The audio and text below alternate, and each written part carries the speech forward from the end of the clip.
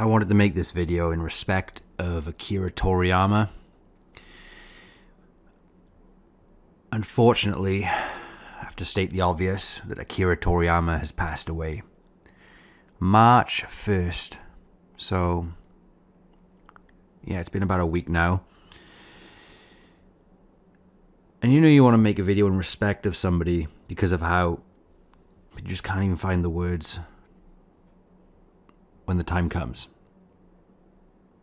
That's how I feel right now. I just woke up. I live in the UK, so as soon as I woke up, I saw all the posts about Akira Toriyama passing. First thing you think of when you see these, you think, is it a hoax? But no, when it comes from the official Dragon Ball website and other news reporters, it all starts to add up. And I think we're all in this together right now and just digesting this. It's a weird feeling. I'm incredibly sad right now, as I imagine you are. So if there's going to be some pauses in this video, some moments of silence, stumblings in my words, unfinished sentences, it's because I can't put it into words, and I think you can all understand that. Akira Toriyama was such an important part of our childhoods.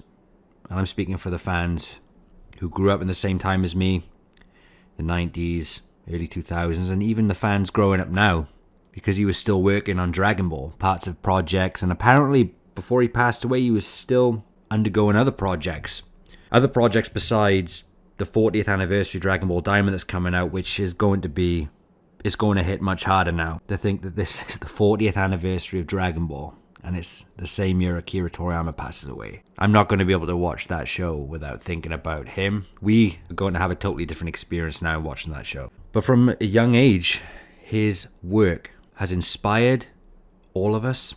It's entertained all of us. And I say all of us because there's no way in heck you could be on this video right now without being a fan of Akira Toriyama or Dragon Ball at some part of your life. I want you to imagine, I don't want you to imagine, but if you could just imagine a world without Dragon Ball.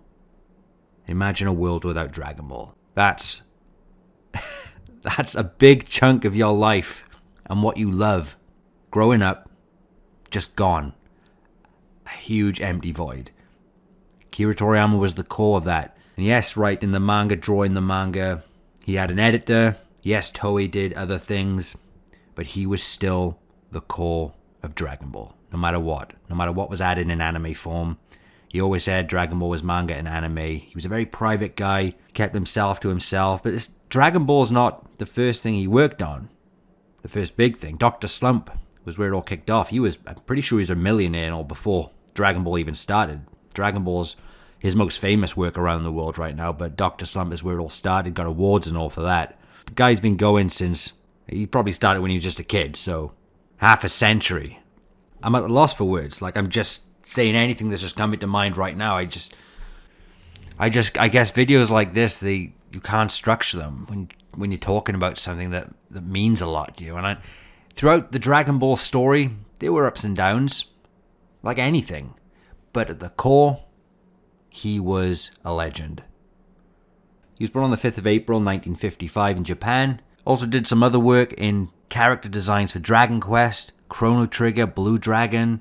He was inspired by a lot of films, which he implemented into Dragon Ball itself. One off the top of my head is Terminator, The Future Timeline, putting that in the Android saga. That was always awesome. But whatever you're a fan of in terms of Akira Toriyama's work, we can't deny that Dragon Ball is what brought us all together here. Since I've been making videos on here since 2015, this is definitely the saddest day as a Dragon Ball fan. It was going to be. It always was going to be. It's like in your head you try to prepare for moments like this because you know everybody gets old. We know everybody passes away. But when it does happen, it's just preparation doesn't help. You've just got to endure it. And I want to end this video saying something so simple yet so meaningful. And I think I say this on behalf of all of us. Thank you, Akira Toriyama. Rest in peace, legend. Thank you for Dragon Ball, for Goku, for all of the good times, and for all the good times to come, because Dragon Ball, Goku, Dragon Ball fans will live forever. And if you tuned into this video to show respects as well, thank you for being here. Tell me what your favorite memory of Akira Toriyama and Dragon Ball is.